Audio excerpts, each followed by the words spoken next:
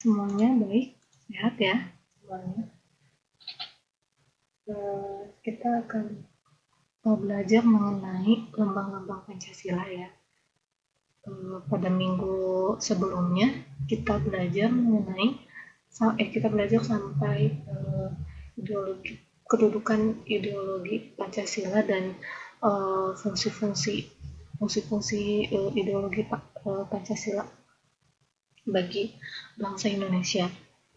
Nah, pada malam ini saya akan menjelaskan mengenai uh, arti dari lambang Garuda tersebut ya. Memang sih ini bukan mata pelajaran yang pokok, tapi sepertinya baik juga ya, alangkah baiknya juga kalau misalnya mbak-mbak semua mengenal arti dari balik lambang Garuda ini. Karena selain itu kita bisa semakin uh, mungkin setelah mengetahui arti dari lambang itu rasa nasionalisme kita semakin tinggi, terus kita jadi eh, mengetahui gitu sebenarnya di balik desain Garuda tersebut memiliki arti yang cukup mendalam yang mewakilkan cita-cita bangsa Indonesia.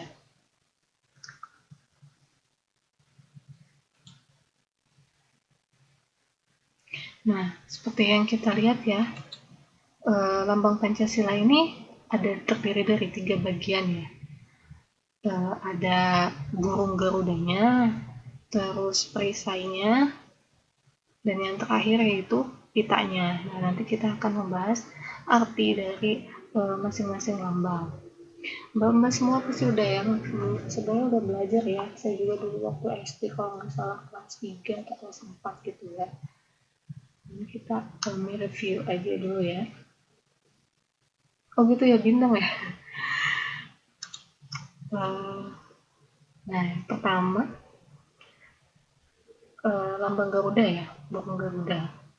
Dulu tuh kan Garuda itu oleh masyarakat Bali sebagai raja agung dari segala burung gitu, karena merupakan burung raja dari segala jenis burung.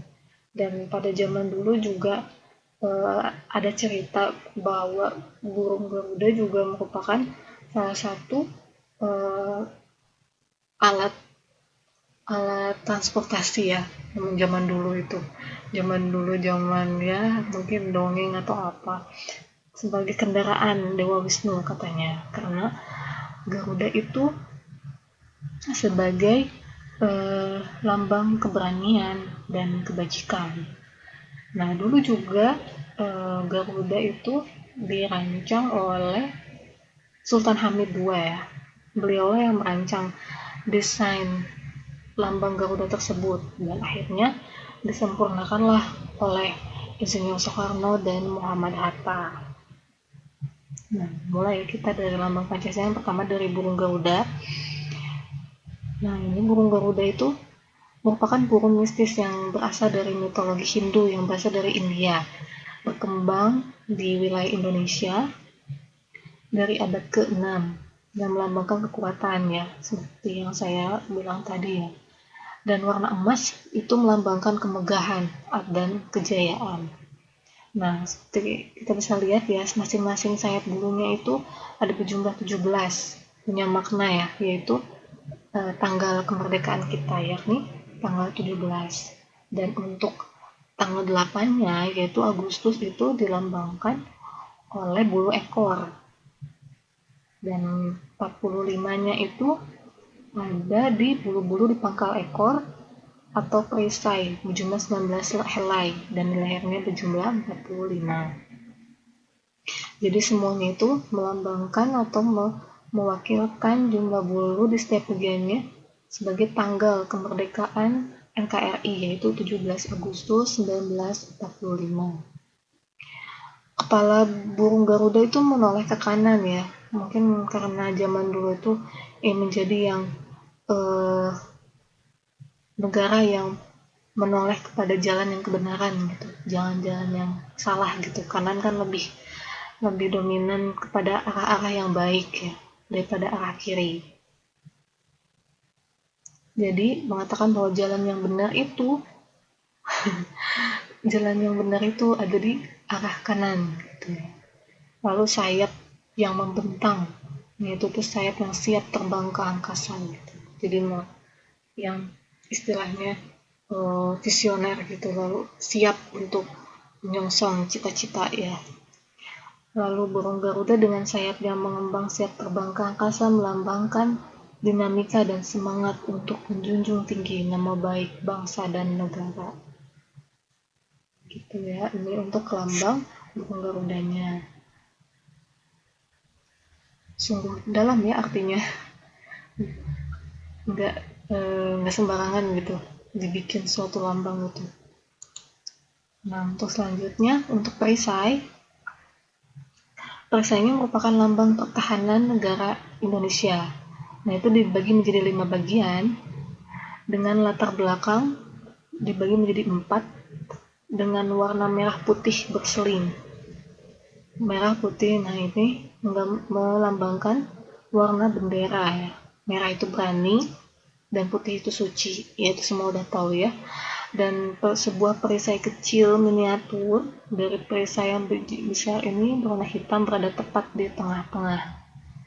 Nah, garis lurus horizontalnya ini membagi perisai tersebut menggambarkan garis khatulistiwa yang tepat melintasi Indonesia di tengah-tengah. Karena letak kita ada di tengah-tengah ya, di garis khatulistiwa. Nah, sekarang kita akan belajar mengenai apa makna dibalik lambang-lambang yang ada di perisai tersebut. Yang pertama itu untuk bintang ya, bintang kuning dengan latarnya hitam itu mewakilkan sila pertama, yaitu ketuhanan yang Maha Esa. Jadi lambang bintang itu sebagai sebuah cahaya, seperti layaknya Tuhan yang menjadi cahaya kerohanian bagi setiap manusia. Nah, sedangkan latar belakang warna hitam melambangkan warna asli. Jadi, Tuhan itu bukanlah rekaan manusia, tapi sumber dari segalanya yang telah ada sebelum segala sesuatu di dunia ini ada. Lalu yang kedua, untuk sila kedua ya, ini gambar rantai kuning dengan latar belakang warna merah, itu kemanusiaan yang adil dan beradab. Nah, itu rantai itu berbentuk segi empat dan lingkaran yang saling terkait membentuk lingkaran-lingkaran ini ya. Nah, mata rantai segi empat melambangkan laki-laki, sedangkan yang lingkaran menggambarkan perempuan. Terlalu jelas ini ya, kecil. Nah, mata rantai yang saling terkait itu melambangkan bahwa setiap manusia, laki-laki dan perempuan membutuhkan satu sama lain dan perlu bersatu sehingga menjadi kuat seperti sebuah rantai. Selanjutnya, ini ada pohon beringin. Nah, ini tuh melambangkan sila yang ketiga, yaitu Persatuan Indonesia. Ini pohon beringin ini dimana kan pohon biasanya ini bisa berteduh ya di bawahnya gitu. Jadi diharapkan semua bangsa Indonesia bisa berada di bawah naungan negara dan bisa berteduh di bawahnya gitu. Kan pohon beringin itu ada sulur-sulur ya yang menjalar kemana-mana. Nah, tapi berasal dari satu pohon yang sama. Nah, ini tuh yang sulur-sulurnya itu melambangkan atau mewakilkan keragaman suku bangsa yang menyatu di bawah nama Indonesia. Akan terdiri dari banyak suku bangsa ya, banyak sekali. Nah, lalu selanjutnya ini untuk lambang banteng. Banteng dengan latar belakang merah. Ini mewakilkan sila keempat, yaitu kerakyatan yang dipimpin oleh hikmat kebijaksanaan dalam permusyawaratan dan perwakilan. Nah, ini lambang benteng ini digunakan karena merupakan hewan sosial yang suka berkumpul.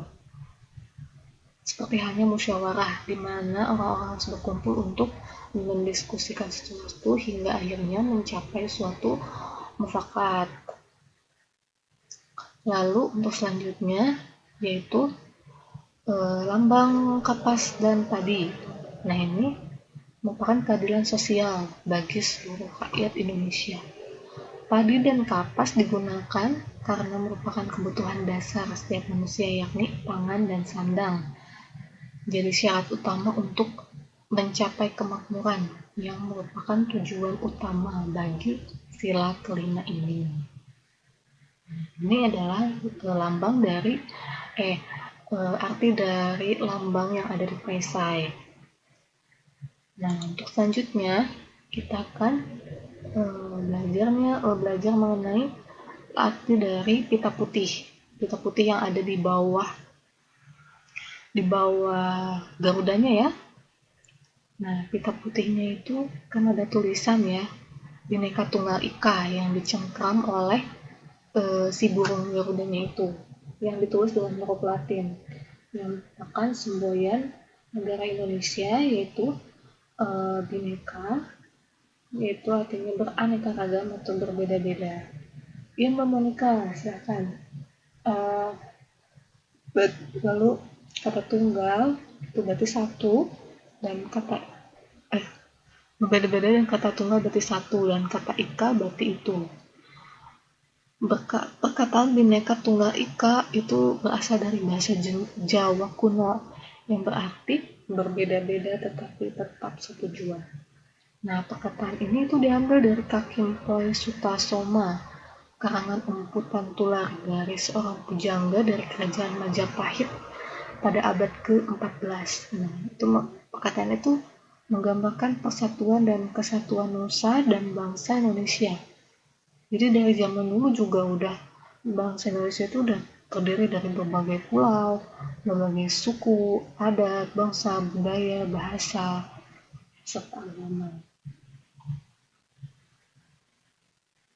Nah, begitu ya. Ini merupakan arti dari lambang-lambang yang ada di burung Garuda atau dasar negara kita, yaitu Pancasila. Selanjutnya saya mau review dari materi sebelumnya. Kita kan materi sebelumnya baru sampai kedudukan Pancasila sebagai ideologi. Nah, ini kan yang kemarin ya, sampai kedudukan dan fungsi Pancasila. Mbak masih hafal belum? Masih ingat ya? Kemarin kan kemarin mungkin masih lumayan hangat gitu ya. Kalau misalnya ini kita akan mencoba menjawab beberapa latihan soal, kita jawab bersama-sama. Kalau misalnya ada yang lupa nggak apa-apa, nanti kita lihat lagi di slide gitu. Jadi istilahnya dari materi tersebut kita merefresh lagi, review lagi ya.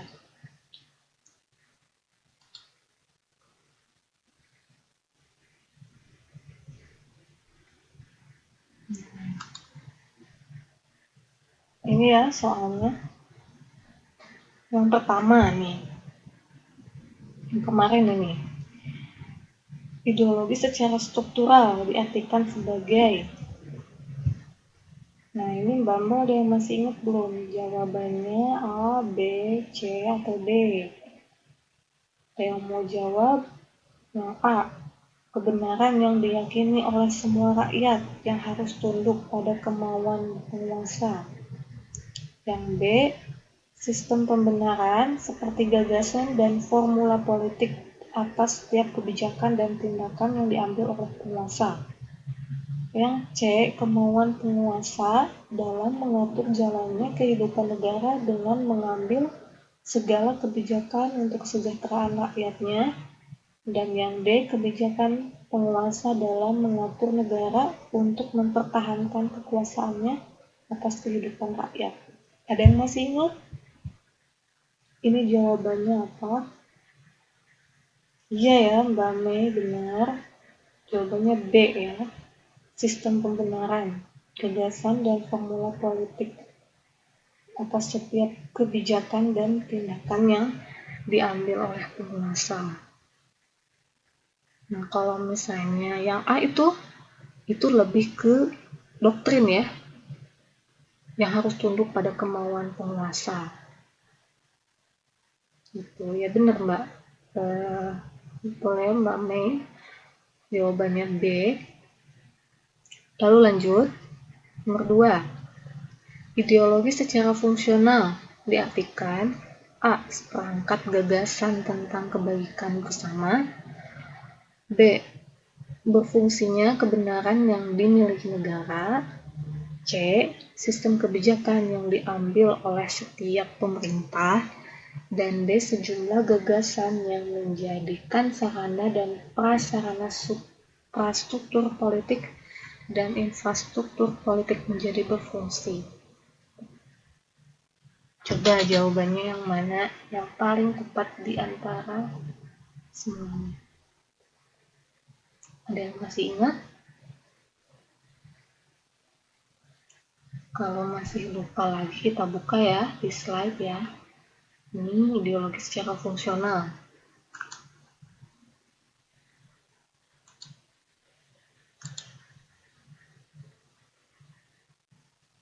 Nah, ini secara fungsional itu artinya yaitu sebagai kebaikan bersama atau tentang masyarakat dan negara yang dianggap paling baik. Ingat aja ya, pokoknya fungsional gitu. Fungsional tuh lebih ke bermanfaat gitu. Jadi yang dianggap paling baik. Ya ini Mbak Mei terus ya yang jawab. Bener ya Mbak Mei, jawabannya A. Nanti gantian yang jawab, jangan Mbak Mei aja. Yang A ya, seperangkat gagasan tentang kebaikan bersama. Kalau ada yang kurang ngerti, boleh ditanyakan, terus atau misalnya ada yang lupa ingat, nanti saya buka aja slide-nya. Ini tujuannya untuk mengingat kembali ya, jangan sampai banyak materi tapi nggak ada yang nerap gitu. Kan sedikit-sedikit ya kita belajar, lalu kita kita mengerti, kita pahami melalui soal-soalnya. Lalu untuk yang nomor 3, Pancasila sebagai pandangan hidup bangsa merupakan A. Norma dasar yang menjadi pedoman hidup manusia Indonesia.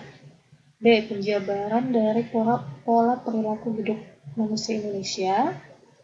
Yang C. Cara pandang bangsa Indonesia dalam menghadapi kemerdekaan. Dan yang D. Kristalisasi nilai-nilai yang hidup dalam masyarakat Indonesia. Coba yang mana? Ya benar ya, Mbak Siti, Mbak Mei, Mbak Angelina. Jawabannya A. Lumayan ya, ini udah ada 3 orang yang bersuara. Sisanya ditunggu tunggu jawabannya ya. Nggak apa-apa kalau misalnya ada yang salah atau apa, kita saling perbaiki bareng-bareng. Benar ya, jawabannya A. Sebagai pandangan hidup. Nah, pandangan hidup itu biasanya untuk sebagai pedoman untuk norma-norma dasar atau perilaku-perilaku bangsa Indonesia yang berdasarkan pada aturan-aturan yang ada. Nah, yang keempat sekarang ya selanjutnya. Pancasila sebagai dasar negara mengandung arti bahwa Pancasila menjadi. Nah, ini jawabannya apa?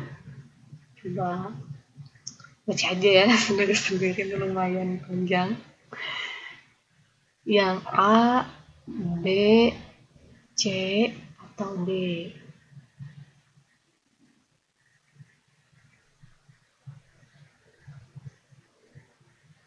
Mbak Monica jawabnya A. Mbak Mai A.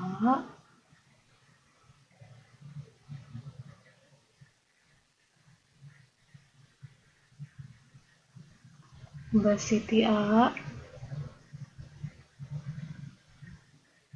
Ya nggak apa-apa Mbak Monica. Nah, kita lihat dulu ya dari sini Pancasila sebagai dasar negara.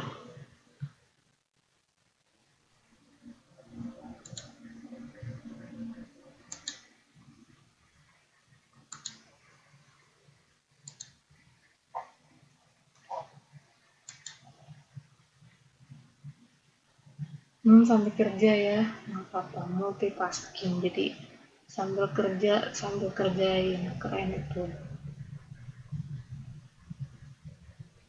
Apa tadi? Sebagai dasar ya.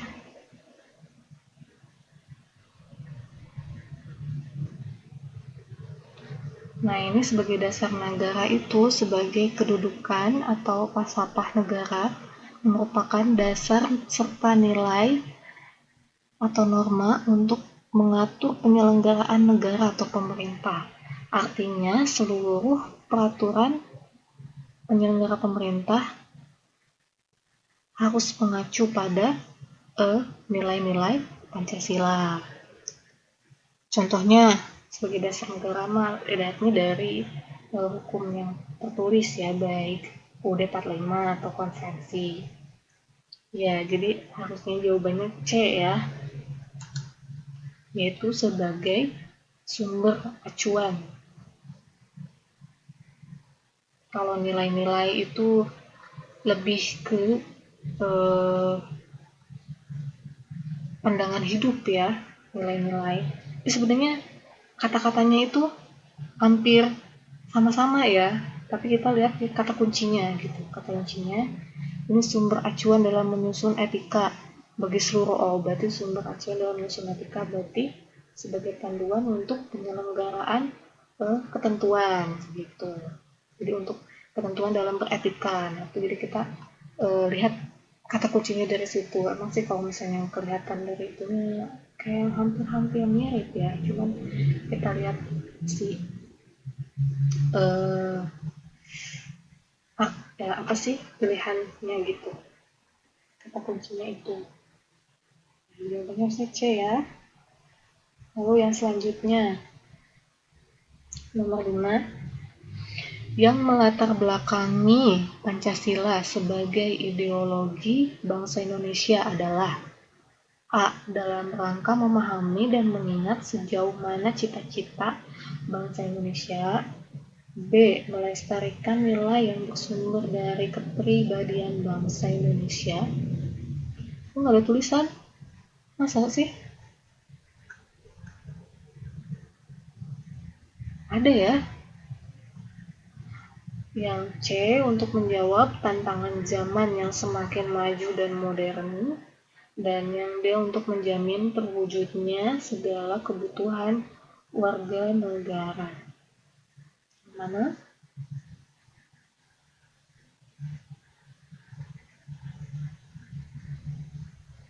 Yang melatar belakangi. Apa sih kenapa Pancasila sampai dibuat gitu? Kenapa alasannya gitu ya, yang melatar belakangi di balik itu?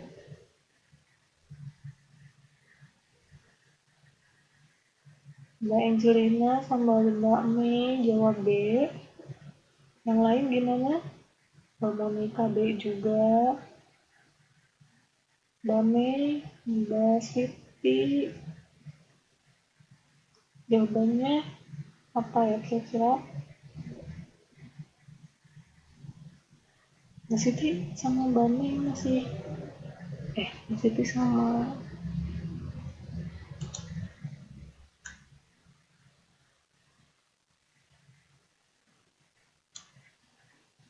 Mbak Mei masih online kan? Iya ya, benar ya, jawabannya B. Untuk melestarikan nilai yang bersumber pada kepribadian bangsa Indonesia. Kalau yang lain itu kurang tepat ya. Memang sih agak mirip-mirip dan bisa jadi gitu. Bisa jadi jawabannya, cuman eh, kurang kurang mewakili gitu.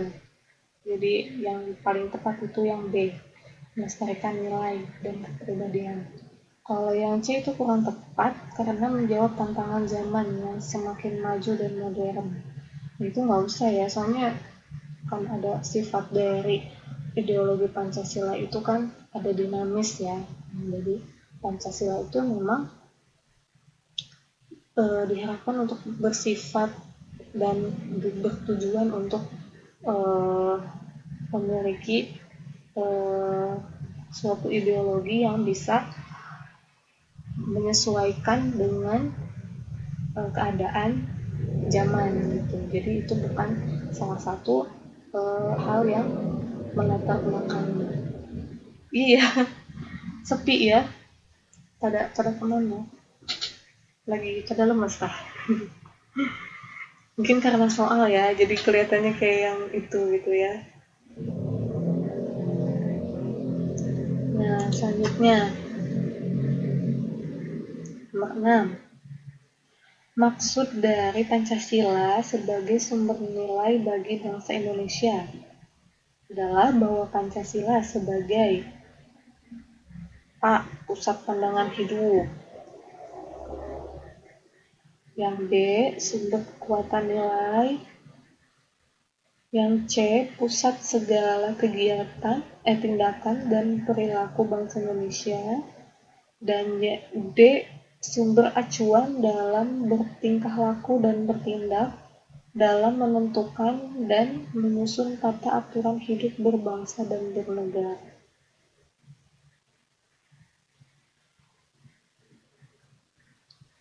Coba jawabannya yang mana sebagai sumber nilai?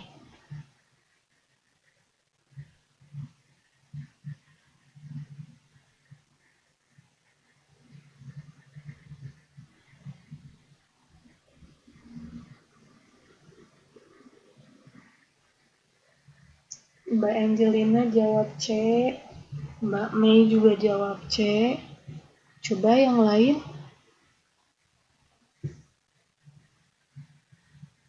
Jawabannya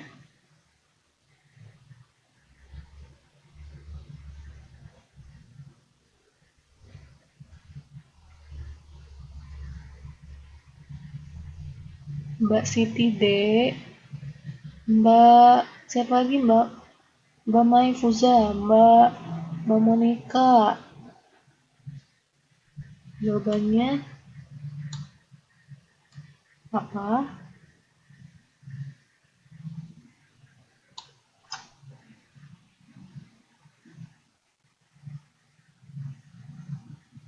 Ya, yang paling tepat D ya.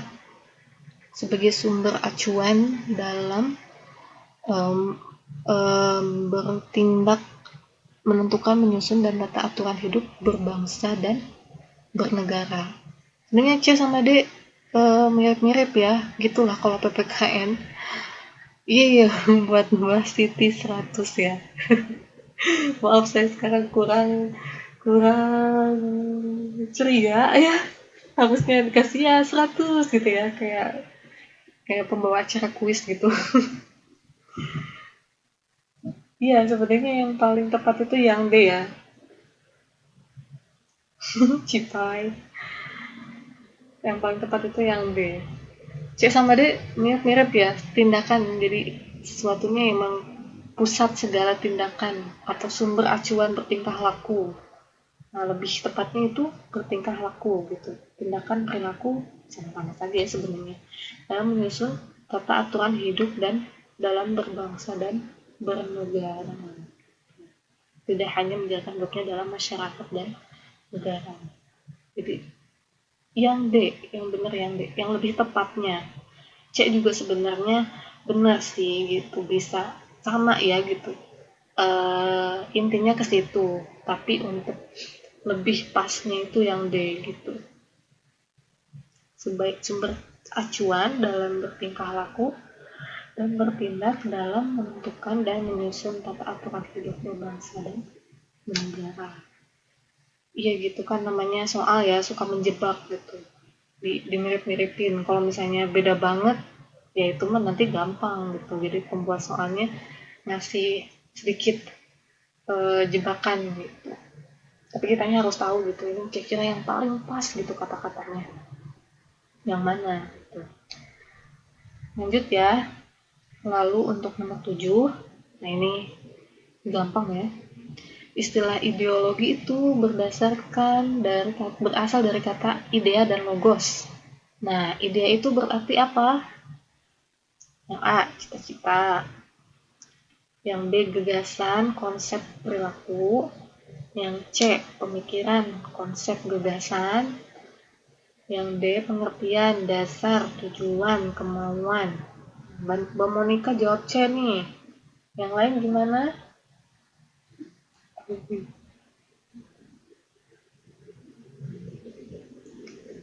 Mbak Angelina jawab B, Mbak Mai jawab C.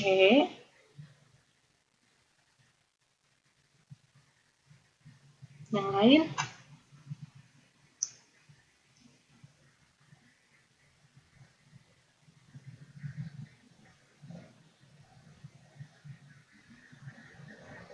Bingung. Ya bener ya. Siapa tadi yang jawab C? Lebih tepatnya C ya. Pemikiran, konsep, gagasan.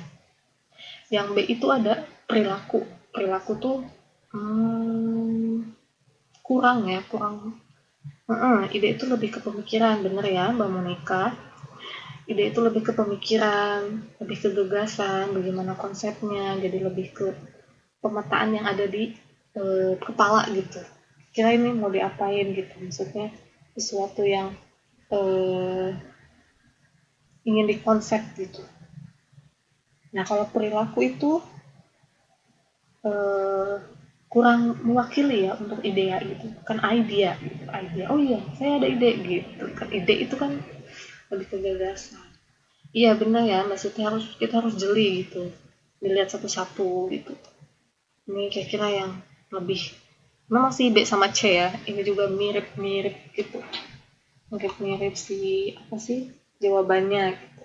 Kita kalau misalnya satu-satu, gagasan iya, konsep iya, bentar perilaku kayaknya kurang tepat ya, karena itu lebih ke ide gitu, ide bukan ke perilakunya. Nah, gitu ya. Jadi jawabannya untuk nomor 7 C ya. Nah, lanjut. Ini saya bikin soalnya cuma 11 soal. Lumayan ya, cukup. Kita ada waktu 9 menit lagi. Nomor 8. Apabila ajaran-ajaran yang terkandung di dalam ideologi itu dirumuskan secara sistematis dan pelaksanaannya diawasi secara ketat oleh aparat partai atau aparat pemerintah, disebut ideologi apakah itu? Yang A, B, C, atau D? Coba diingat-ingat lagi. Yang dulu yang saya pernah mengenai macam-macam ideologi.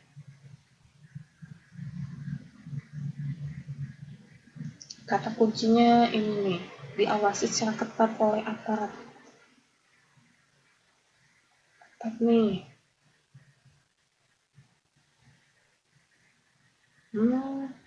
Mbak Monica nggak masuk ya. Kalau misalnya mau mereview atau itu bisa dilihat ya videonya yang kemarin. Saya juga udah mempublish si IPT-nya juga.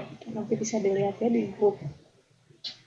Jawabannya ada yang jawab D, fungsional. Yang lain bagaimana?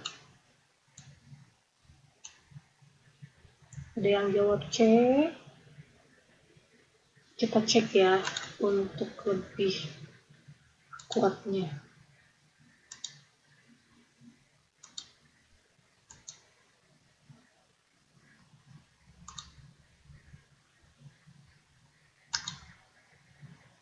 Lupa lagi saya juga ini slide yang mana bentar.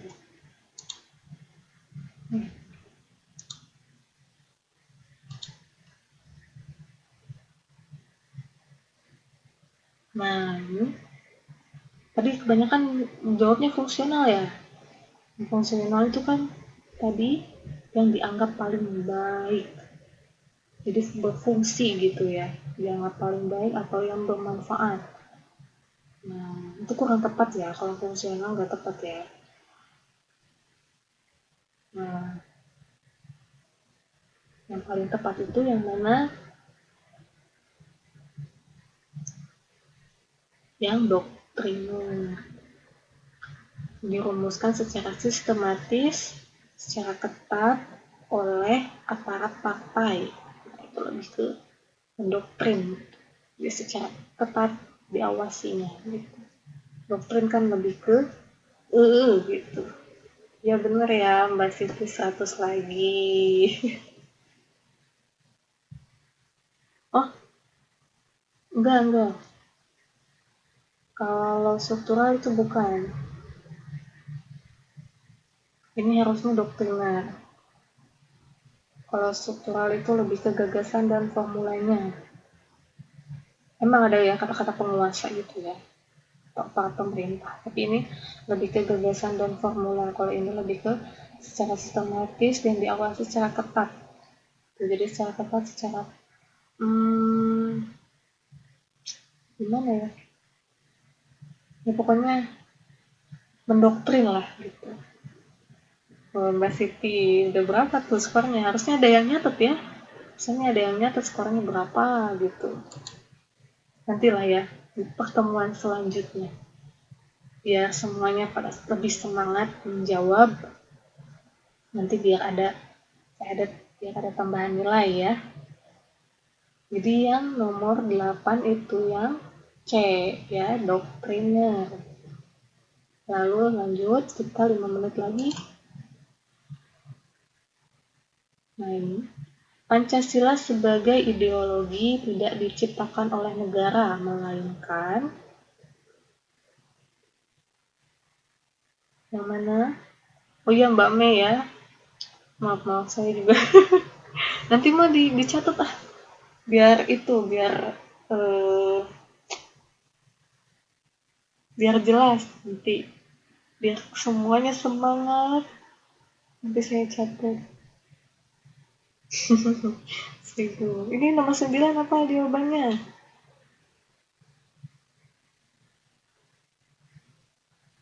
Pancasila sebagai ideologi tidak diciptakan oleh negara, melainkan Mbak Angelina, Mbak Mei, Mbak Monica, Mbak Mei itu jawabnya D.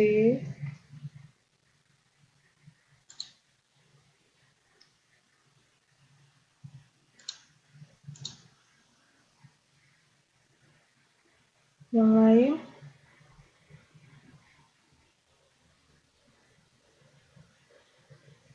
Ya yang paling tepat sih C ya. Jadi digali dari harta kekayaan rohani, moral, dan budaya masyarakat Indonesia sendiri. Udah pernah ya ada latar belakangnya kan, ada materi latar belakangnya diciptakan ideologi. Nah, salah satu latar belakangnya itu untuk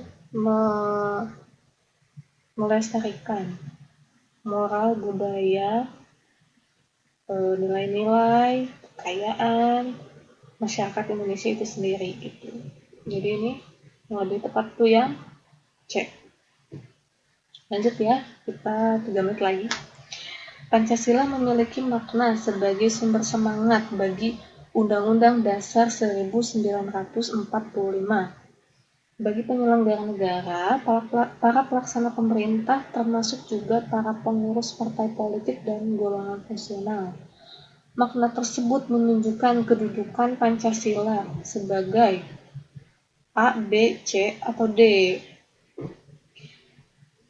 Ada kata kuncinya ya, Undang-Undang Dasar 1945. Mbak Mei, Mbak Angelina, Mbak siapa tadi udah ke atas chatnya?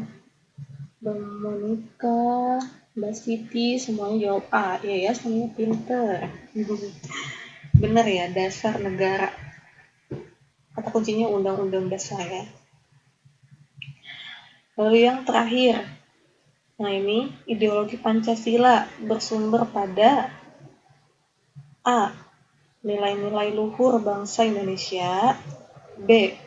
Suku bangsa Indonesia, C. Budaya bangsa, dan atau D. Kebiasaan bangsa Indonesia. Ini mirip-mirip nih. Kata-katanya kayak tadi nomor 9. Nilai-nilai luhur. Bukan nomor 9 sih. Iya, kayak sama nomor 5 kalau nomor 9, tapi yang lebih mewakili dari semuanya.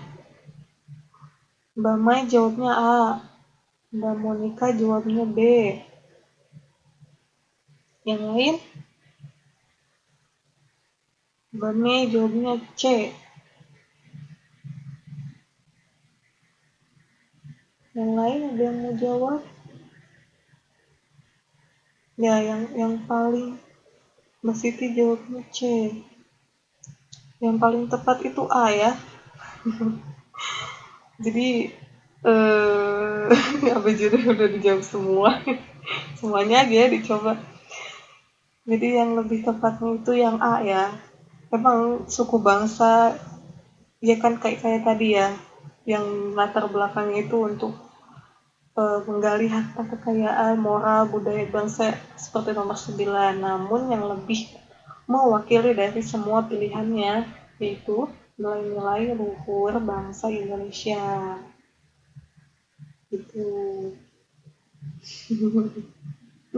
semuanya udah dicoba ya, yang A, B, C atau D gitu. Ya gitu. Ya semoga ya ini dengan saya memberikan soal-soal ini jadi mengingat kembali eh, pelajaran yang sebelumnya. Bu Monika perhatian banget nanya saya udah makan belum ya? Belum mbak, aduh.